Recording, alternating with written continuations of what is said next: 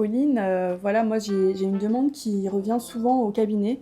Ce sont des personnes qui essayent de perdre du poids, en fait, ils me disent: «Bah, voilà, j'ai changé, mon alimentation, je mange moins le soir, mais finalement je, stagne». Toi, qu'est-ce que tu en penses? Est-ce que c'est quelque chose que tu as l'habitude de voir au cabinet et qu'est-ce que tu réponds, en fait, à tes, patients?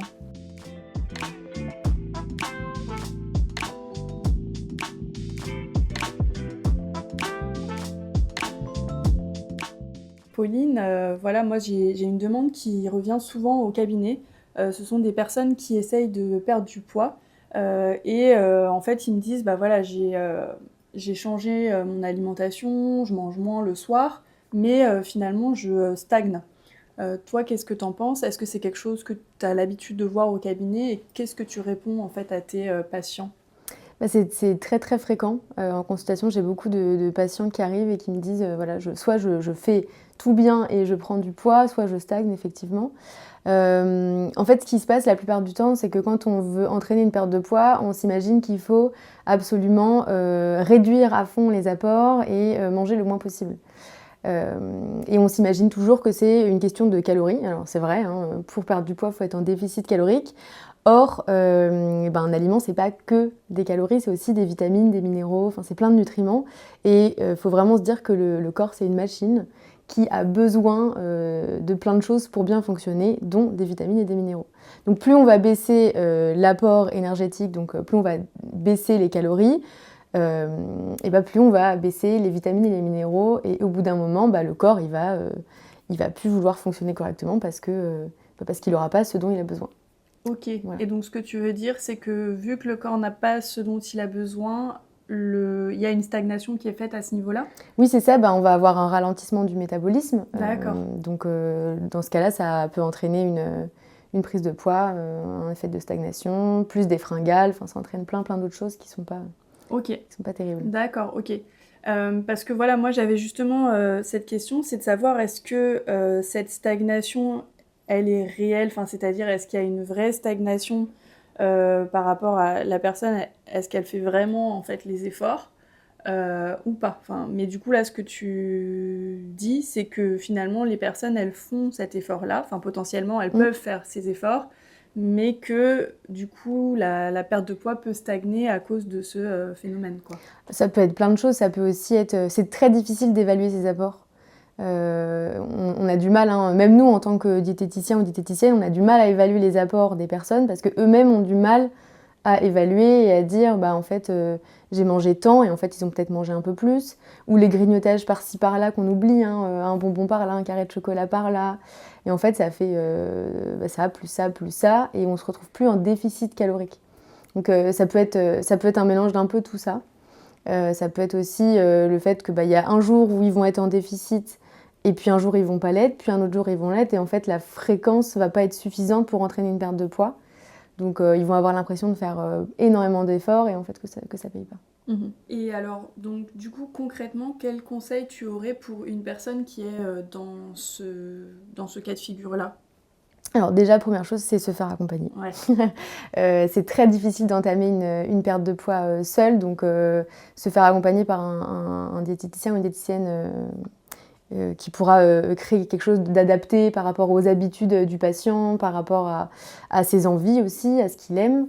Et puis deuxième chose, c'est voilà, faire attention et ne pas penser que calories. Du Euh, coup, quand tu dis accompagnement, ce serait sur combien de temps et ce serait tous les combien à peu près? Ça dépend vraiment des patients. Moi, je conseille généralement un minimum de 3 consultations, donc sur à peu près 3-4 mois. À mon sens, en dessous de 3 consultations, je ne peux pas adapter, changer s'il y a des modifications à faire.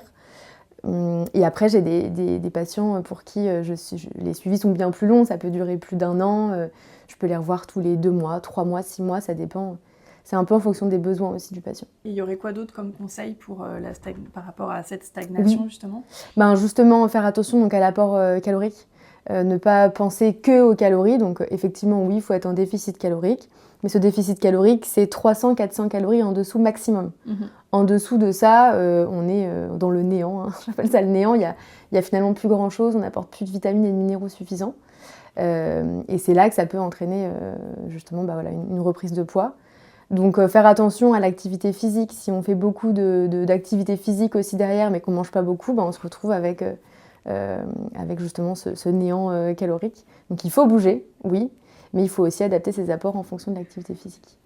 Et est-ce que justement il y a des gens qui sont en stagnation aussi à cause du manque d'activité physique? Oui, bien sûr, ouais. Ça, c'est un fléau de notre génération, c'est la sédentarité. Et il y en a malheureusement beaucoup. Et puis avec les métiers qui font du 8h-20h, très difficile de bouger. Donc malheureusement, s'il n'y a pas du tout d'activité physique, c'est difficile d'entamer une perte de poids. C'est pas impossible, mais c'est quand même beaucoup plus compliqué. Ouais.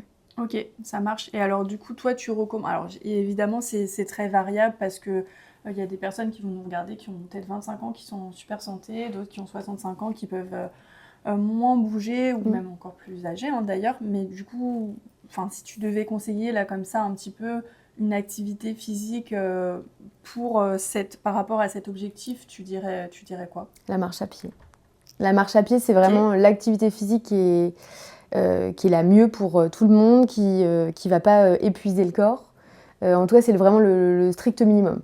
Après, bien sûr, faire une activité sportive, donc 1, 2, 3 fois dans la semaine en fonction de la possibilité. Combien de temps pour l'activité sportive?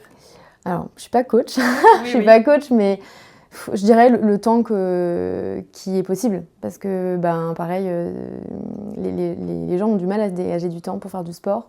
Donc, commencer par 20 minutes, puis après, faut augmenter à 45 minutes, puis après 1 heure, et puis après, je sais pas, 2 fois 45 minutes dans la semaine. Il faut commencer doucement et puis augmenter progressivement. Et pour la marche? Pour la marche, c'est minimum 1 demi-heure par jour.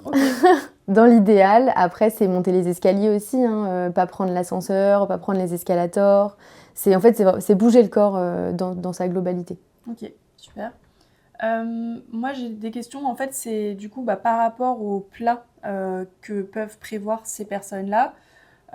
Imaginons, si toi, tu as je ne sais pas, des conseils, des tips, de que peuvent... moi, par exemple, imaginons, j'ai envie de perdre du poids. Quel repas tu me conseilles de faire un peu dans la semaine qui est un peu facile à réaliser Je conseille de la cuisine d'assemblage plutôt que de se dire je vais passer des heures à faire des lasagnes, des choses comme ça. Une cuisine d'assemblage, c'est juste on va prendre une protéine, qu'elle soit animale ou végétale, on va prendre un féculent et on va prendre un légume. Et on va manger ce repas-là. Pas obligé de faire un plat qui est composé, qui va devoir mijoter. Au début, quand on commence à changer son alimentation, c'est ça. Ok. Et tu peux donner 2 exemples, par exemple, de plats comme ça Un blanc de poulet qu'on a fait au four avec des épices, pour que ce soit un peu fun quand même. Ouais. Avec, par exemple, un peu de quinoa avec un peu de sauce tomate. Des légumes, ça peut être, si on n'a pas du tout le temps de cuisiner, ça peut être un bocal de légumes. C'est toujours mieux que rien du tout. Et sinon, si on a eu un peu plus de temps, on peut faire une courgette à la poêle, on peut faire une aubergine au four. Les one pot, c'est très à la mode. On vient mettre les 3 ingrédients, donc les féculents, les légumes et les protéines, avec un peu de liant, ça peut être une sauce tomate, un peu de pesto ou de crème. On met ça au four pendant un certain temps au même degré et tout cuit en même temps dans la même popote. Donc ça, c'est gain de temps pas mal. Ok, top. Et alors, j'ai une autre question qui est un petit peu en lien. On est dans le même cas de figure, donc c'est cette personne qui est en stagnation, mais donc elle rentre chez elle et elle a pas grand-chose, on va dire, dans son frigo. Et elle est en mode, elle veut faire son truc là pour en réduction, le déficit calorique. En déficit calorique. Qu'est-ce que tu conseillerais? Bon là, je t'ai pas donné trop d'éléments sur ce qu'il y avait dans le frigo, mais... s'il y a rien dans le frigo, il faut aller faire les courses. Ouais. Mais imaginons qu'il est 21h. Donc on peut pas s'il y a rien dans le courses. frigo, tant pis, il va manger ce qu'il a. Parce que s'il y a vraiment rien, ça va être compliqué. S'il y a que des pâtes et des œufs, il fera des pâtes et des œufs. Après, il faut anticiper. Voilà. Si on se lance dans une perte de poids, il faut essayer d'anticiper au maximum pour justement se retrouver le moins possible dans cette situation-là. Ok. Après, chaque personne est humaine. Et même en perte de poids, si on fait... une assiette de pâtes de temps en temps parce que on n'a pas eu le temps d'anticiper, parce qu'on est rentré tard ou parce que c'est pas ça qui va ruiner la perte de poids. Donc en gros, il pourrait peut-être qu'il aurait peut-être des surgelés par exemple dans son frigo. Ah oui, s'il a du surgelé, oui. Je sais pas, des pâtes avec des légumes du congèle plus des œufs quoi. Ouais, parfait. En gros, Ouais. l'idée, ce serait de toujours garder, en tout cas, cette proportion dans l'assiette, quoi. Toujours les 3, super important. Voilà, et alors, et si, imaginons qu'il commande, qu'est-ce qu'il pourrait commander qui soit pas pire qu'est-ce que t'en penses? Je ne sais pas, est-ce que tu penses que c'est Euh, bien ou pas de commander? Est-ce que ça craint parce que finalement, de toute façon, les huiles, etc., elles sont pas fous, elles sont pas incroyables qu'est-ce que t'en penses? Alors, moi, dans ma pratique, je conseille pas d'être dans la restriction et de pas se faire de repas plaisir, commande ou restaurant. Par contre, évidemment, bah, y a une question de quantité et de fréquence dans la semaine. Mais si c'est voilà, si c'est une fois dans la semaine comme ça, ben, autant que le patient se fasse plaisir et qu'il commande ce qu'il a envie de manger, c'est-à-dire il a envie de manger une pizza, bah, il commande sa pizza. Si par contre, c'est vraiment, bah, ça arrive trop fréquemment dans la semaine et on est plutôt sur, bah, il faut essayer de choisir quelque chose d'équilibré, et ben c'est pas facile. Qu'est-ce qu'on pourrait conseiller? Ben, par exemple, si c'est, on peut commander japonais, on peut faire des sashimi avec un bol de riz et puis par exemple une salade de choux à côté. Ok, Voilà, plutôt que de prendre les sushis qui vont finalement être beaucoup de riz et pas beaucoup de poisson, on essaye de composer ça comme ça. Ou sinon, on peut se prendre un burger avec, plutôt que de prendre des frites à côté, on va essayer de mettre soit des petites tomates qu'on a dans le frigo. ok. Comme ça, on a le pain, c'est le féculent, on va avoir la viande à l'intérieur. Alors oui, il y a un peu de sauce, mais c'est toujours mieux que rien du tout. On peut essayer de prendre viande blanche, par exemple, ou poisson, s'il y a. Oui, Je sais pas, hein, mais ouais, voilà, c'est ouais. une idée. Ok, parce que là, c'était un peu ça, la question, c'était parce que, enfin, ce que je veux dire, c'est que la personne, elle rentre chez elle, c'est pas forcément un repas plaisir. Après, elle peut, hein, mais je me dis que si la personne, elle a déjà une autre occasion qui est prévue, type resto ou quoi, la semaine ou le week-end, bah que ça, enfin, c'était ça la question que je te posais. En gros, c'est qu'est-ce qu'elle peut commander et qui va pas la plomber tout de suite dans son régime, quoi. Ah, mais après, il faut avoir conscience que commander, si on mange pas chez soi, ce sera toujours plus gras, toujours plus riche. Ouais, Donc dans tous les cas, si c'est commande,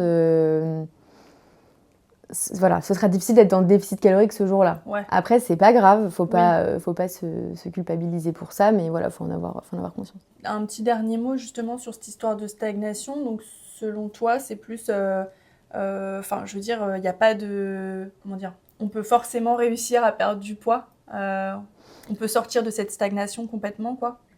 Je dirais pas toujours parce que je pense que c'est vraiment propre à chaque profil, chaque patient. Il y a aussi des troubles hormonaux hein, qui font que c'est plus difficile de perdre du poids. Donc, je dirais que si on se donne les moyens et qu'on n'a pas d'autres problèmes de santé à côté, il n'y a pas de raison que ça ne fonctionne pas. Ok. Et après, est-ce qu'il y a une période aussi de consolidation? Voilà, si on a perdu du poids, il faut prévoir combien de temps pour consolider vraiment? Super important, c'est la période de stabilisation qui est souvent oubliée. La période de stabilisation, c'est le moment où en fait on va, donc on était en déficit calorique, c'est le moment où on va vraiment regrimper au niveau de l'apport énergétique pour se retrouver aux besoins. Si on reste en déficit calorique ad vitam aeternam, bah, le corps, au bout d'un moment, il va se dire qu'est-ce qui se passe? Et le risque, c'est de reprendre du poids, d'avoir beaucoup plus faim au bout d'un moment, de s'épuiser, de se fatiguer. Voilà. Donc, Ok, d'accord, ça marche. Donc combien de temps à peu près? pareil, c'est propre à chacun. Ça peut Plusieurs être 3 mois? mois. En fait, c'est le temps de réaugmenter les apports. Donc, ça peut prendre, oui, 3 mois, ou Ok. un peu moins, un peu plus, ça dépend. Ok, ça marche. Bon bah, n'hésitez pas à commenter du coup ce que vous avez retenu justement de cette stagnation. Est-ce que, enfin par rapport à votre cas, est-ce que vous pensez qu'il y a du coup des petits grignotages finalement que vous n'avez pas comptés, ou est-ce qu'il vous manque un petit peu d'activité physique, et puis quels conseils vous retenez? Voilà, n'hésitez pas à le mettre en commentaire.